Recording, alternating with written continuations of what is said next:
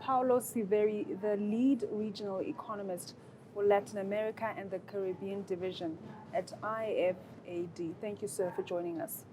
First and foremost, I'd like to find out from you, what has been your experience of the Brazil-Africa Forum, particularly this year?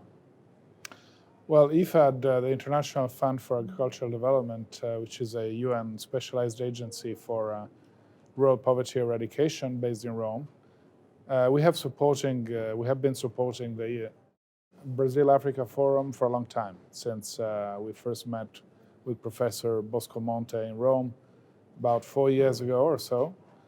And we think it's an ideal platform to exchange views and to network and make contacts among different realities. You have international institutions. I believe that for the first time this year, we had all 3 Rome-based agencies present here in São Paulo, FAO for the South-South director, and WFP with Danielle, who's the representative, the director for the Center of Excellence here in Brasilia. So we had all 3 agencies, but you mainly have strong representation of the private sector from both continents, and you have academia and think tanks. So it's an ideal situation whereby people from different perspectives and different areas of work can join forces and make sure that the huge potential that exists of cooperation between Brazil and all African countries, particularly sub-Saharan African countries, exist and put that potential into use. I mean, I can see that you work in Latin America and obviously the Caribbean division, but what is your work on the African continent, specifically in the space of agriculture? Well, IFAD has been created to invest in agriculture and to invest in small-scale agriculture, which is the norm in Africa. Most farmers in Africa are small-scale farmers. And we're actually created in the 70s to address rural poverty. So in fact, at least half of our resources are earmarked to African countries. And this year, we probably had our record largest lending program, of $1.9 billion in 2019. And at least half of this, but probably more, went to sub-Saharan Africa. Therefore, Africa is at the center of our interests and our work. And we basically work on increasing production and productivity, capacity building, training, opening new markets. And our 4 mainstreaming areas are response to climate change, gender equality, nutrition, and youth. And in all these 4 areas, work in Africa is central for us.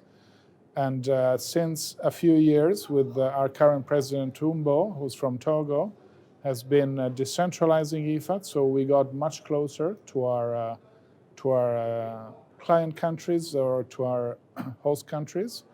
We're much closer to our projects, much closer to the farmers we work with, and investments have been enhanced in content and in size. So our projects are getting bigger, our co-financing is getting wider, and we are increasing our global partnerships, and this is one of the reasons why I'm here. So we are intensifying from IFAD our partnerships with Africa and with the rest of the world to make sure that the fund is always able to respond to the increasing demands from member countries. Talk about partnerships. Do you think there are enough partnerships between governments from around Africa with, regarding the space of agriculture? There have been many partnerships and they are increasing. IFAD has been traditionally working with governments. As we are a UN agency, we are an intergovernmental institution in a way in the multilateral area. And therefore, we make loans and grants to states that are represented by governments.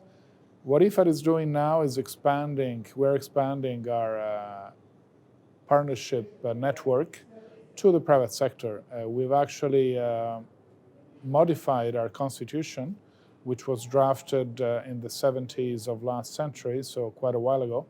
We amended our constitution this year to give IFAD the possibility to engage directly with the private sector. We have been working for many years with farmers' organizations, apex farmers' organizations in Africa, Latin America, Asia, and elsewhere, and also with specific local farmers' organizations through the projects we financed.